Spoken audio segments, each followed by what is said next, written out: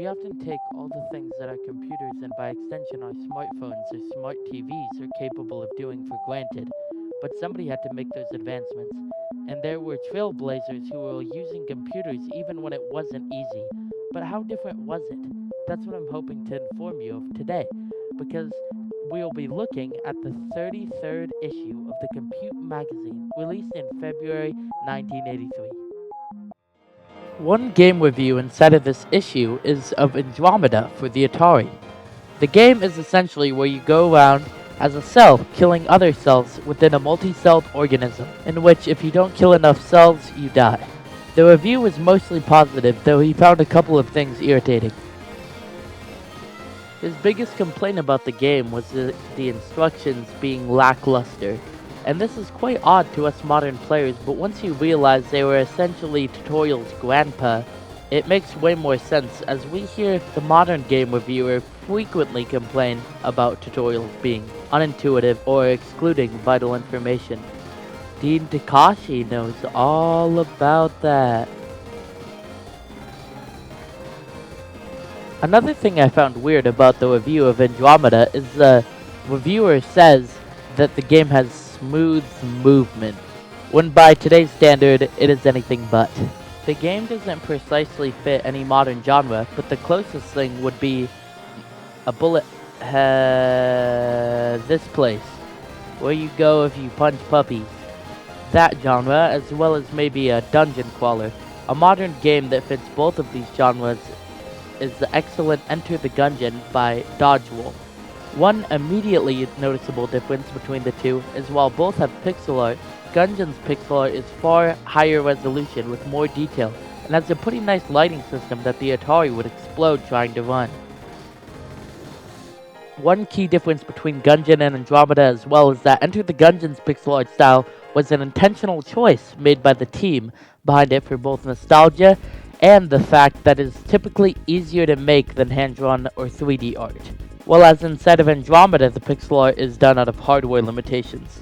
Something that just looked irritating viewing gameplay of Andromeda is the fact that the camera only scrolls once you get to the edge of the screen, being a welcome invitation for any enemy to completely blindsight you by flying in from off-screen. Gungeon makes a much wiser decision of having the camera centered around the player so you aren't testing fate every time you walk to the edge of the screen. One thing that kind of goes without saying is Gungeon is far more intense and has far more content. One thing that hasn't changed about games between Andromeda and Gungeon is that they were made by developers, but how did they make these games and how does that compare to today? The answer to that question comes in the form of a really intriguing article about game development, which is about how pros make their games within this issue. It essentially says that the pros start at the conception phase, in which they come up with the idea, but how it happens can vary. The two most common methods were going to the arcade for inspiration and just through experimenting with different coding challenges, like for example, simulating the physics of a ball, then turning it into a game later. Then, most developers would begin planning out how the game could work, with some devs only working on the basics, while others will essentially pseudocode everything they do. Then they began developing, but at this point, coding languages with higher abstraction, how much they hide the underlying binary, like BASIC, were far too slow to make games because they would convert the code to binary as it was being ran, or more accurately, the computers were too slow, so they would use what's called assemblers so they wouldn't have to code in something as cryptic as binary. But then, after they are done coding, their code could be translated to binary, so they could have the speed of binary without having to type pure ones and zeros. They also have to test the game with either all age demographics or the one their game is targeting so that they can fix bugs that they never encountered themselves and adjust to the difficulty to the right amount. Some developers will also include difficulty options to make it to where the most intense basement dwellers can have fun without driving the casual players insane. The article ends with emphasizing the importance of loving games as a game developer so that you can enjoy what you're doing and the fruits of your labor. There are too many differences to count between the technology of when this article is wrote and current day.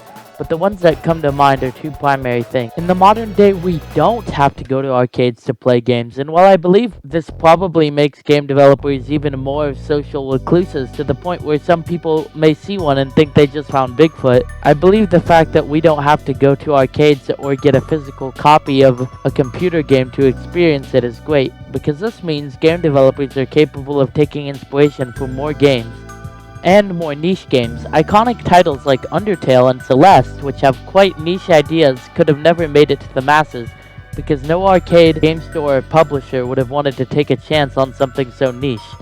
And I know that these games serve as huge inspirations to the modern game developer.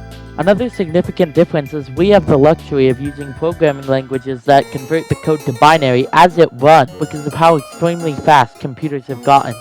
An example of such a language is Python, where the computer converts the code line by line as it is being executed. More similar to assembler languages they would use is C++, where all the code is converted to binary before you run it.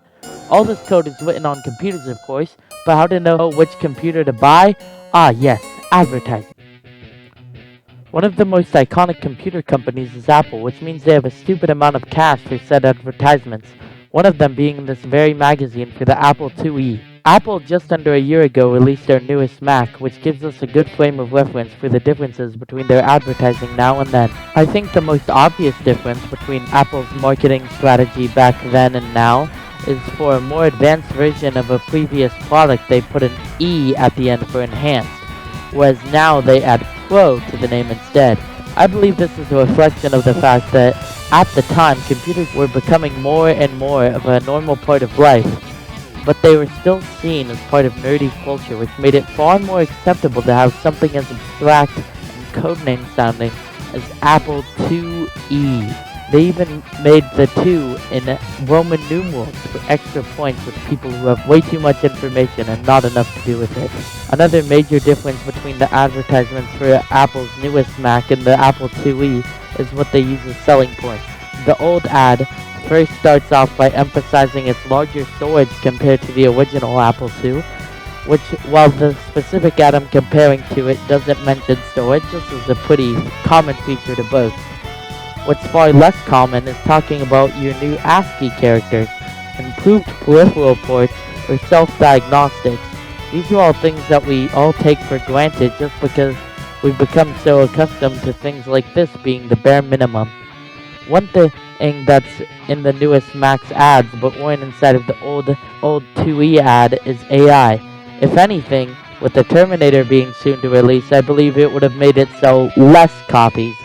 Also, there's clearly no built-in camera, as this was far before that would even be seen as something reasonable to expect out of a computer.